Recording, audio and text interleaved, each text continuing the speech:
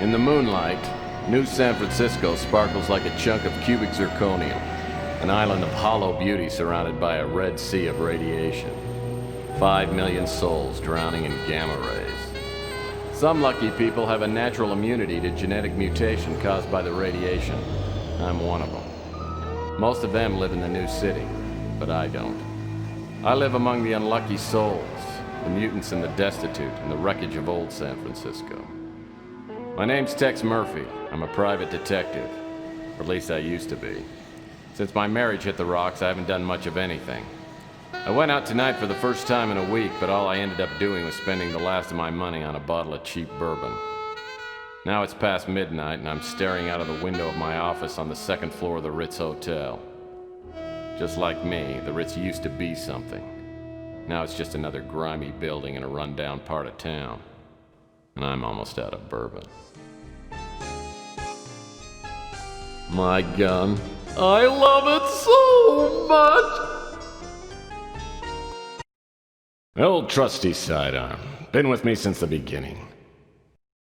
You want some of this, huh? Bam, bam! Hey, bam, bam, bam! Bam! Bam, bam! Bam! And you!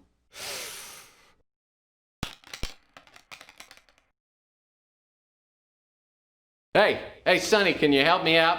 My girlfriend threw my gun out of the window. Yeah, that's it. Yeah, just pick it up and, hey, don't point that thing up here. That's not a toy, you know. Oh, my hell. No matter how bad things got, I always had my gun. Now I've lost that, too.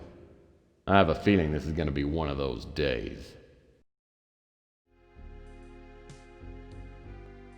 That's the door to the street.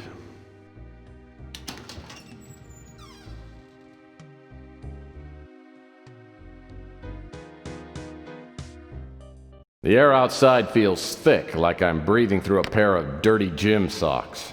It's a high radiation day. Most everyone will be staying inside, but I need to hunt for some work. I always like to start the day with the traditional PI breakfast.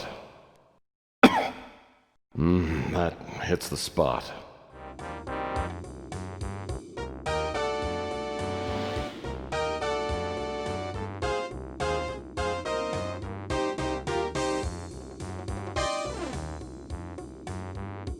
Chelsea's a hot little number. I hear she's a mutant, but it doesn't show. The only weird thing about her is she won't go out with me. Chelsea Bando's the kind that could hold her own with anyone, but she has a way of turning my niece to jelly. She's a mutant just like everyone else in this part of town, but she's a real beauty. Well, hello, stranger. Hey, sweetheart. Know anyone who could use my services today? Well, I guess that depends on which services we're talking about, big guy. Well, duh. I guess you forgot. I'm a PI. Well, you know, Tex, you just might have a chance to show how good a PI you are. Had you heard that Rook's place got robbed? No, I didn't. What do you know about it? Yeah, you know, I remember Rook told me about the burglary. You know, I remember a stranger hanging around the past couple of days. It might be a dead end, but I seem to remember that the guy had these bright green eyes and a tattoo of an anchor on his arm.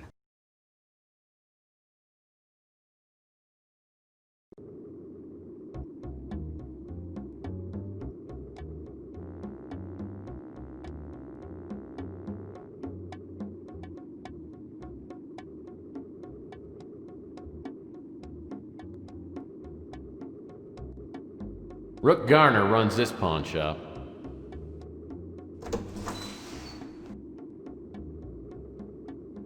Rook Garner runs this pawn shop. He's a crusty old World War III vet with a face like a raisin and a tongue like a butcher's cleaver. Is this a bad time for a visit? That depends on whether you're here to help me or to irritate me. Well, I'd like to help you, but irritating you sounds like it'd be more fun. I could really use your help, Murphy. Last night, someone broke into my pawn shop. I don't usually have anything of great value, but yesterday I gave out a fair amount of cash for an extremely valuable diamond bracelet. My deductive powers tell me the bracelet's no longer on the premises. Brilliant work, Murphy. Sorry, Rook. I guess I shouldn't be joking. I guess you shouldn't. Anyway, the bracelet was pawned by a young girl named Emma Nimpton. She said she hated to hawk a family heirloom, but had no choice. She said she would reclaim the bracelet in a month. Well, since the bracelet was worth 10 times 8,000 I loaned her, it was a good deal for me. What was your impression of the girl? She seemed real nice. I don't know what I'm going to tell her. I called her this morning, but a line is disconnected. So do you have any leads on recovering the bracelet?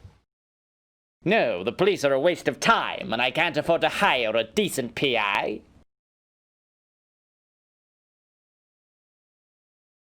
I guess this means you don't consider me good enough to help track down the bracelet? I'd appreciate your help. I'm not a rich man, but if you find the bracelet, I'll owe you a few favors, which could come in handy. Come back here and I'll show you where they broke in.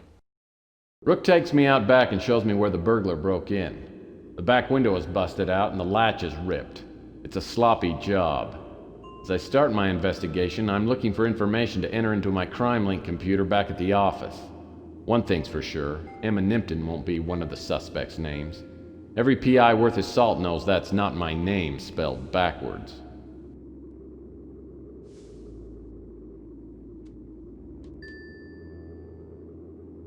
I wonder what all these garbage cans are doing around here. Maybe Rook is running a low-rent hostel. Well, obviously, the window was broken from the outside.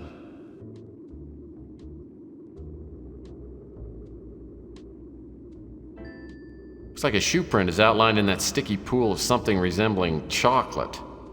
Footprints about a size 14.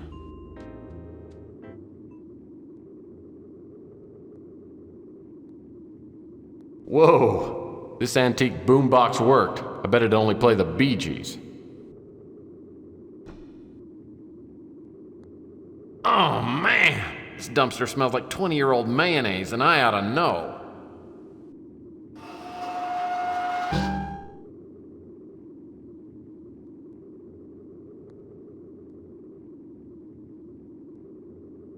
Well, I'll be darned. Except for the filth and stench, the interior isn't much different than the average studio apartment. In fact, it's nicely furnished. Someone's been living here, and I wonder if he saw anything.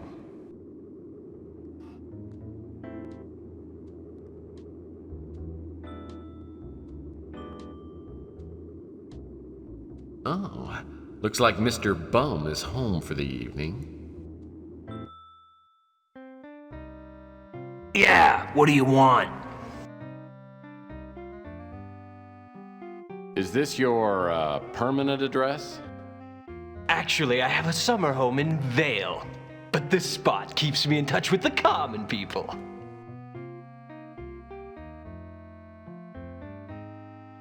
Speaking of being in touch, you didn't put the squeeze on the pawn shop, did you? Are you implying that I had something to do with that robbery, punk? Well, I guess that depends on how you define the word implying. Why don't you hit the road before I get really offended? Oh, looks like Mr. Bum is home for the evening. Oh no, not you again. Look, I'll warn you right now, I'm almost out of chocolate syrup and I'm not in a good mood.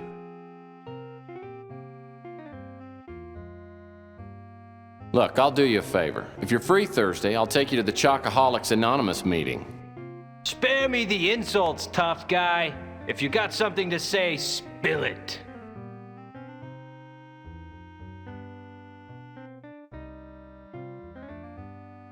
Well, I was just doing a little amateur sleuthing. God, you are a pest! This isn't a good time for a social call, punk.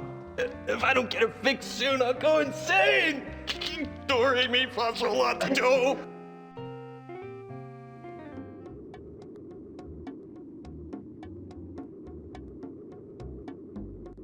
Louis Lamintz runs the Brew and Stew, which is a local hangout. The Brew and Stew is run by Louis Lamintz, a bloated mutant with a heart bigger than his waistline. Everyone comes to Louis' cafe. So does all the street talk. If something's going on, Louis knows about it. What can I do for you, Mike?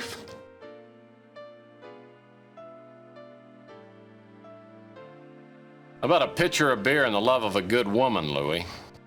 I can't help you with the woman, Mike. Yeah, no problem with the beer, though. Put it on your tab?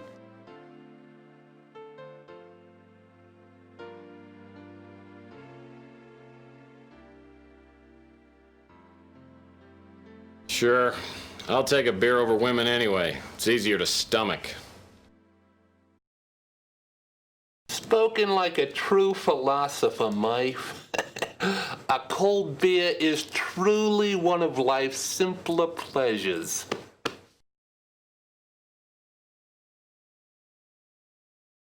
You want to try a slice of my chocolate pie?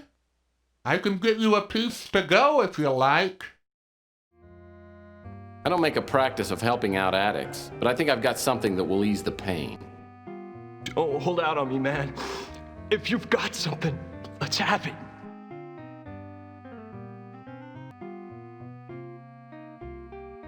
Praise heaven! You've brought the ambrosia of life. Ask me anything you want.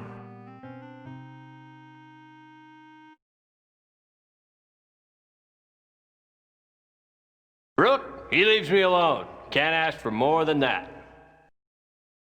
I saw someone prowling around the back of the pawn shop last night. It was so dark, I didn't get a good look at him, but I could tell he was huge. Probably 6'3" or 6'4", about 300 pounds.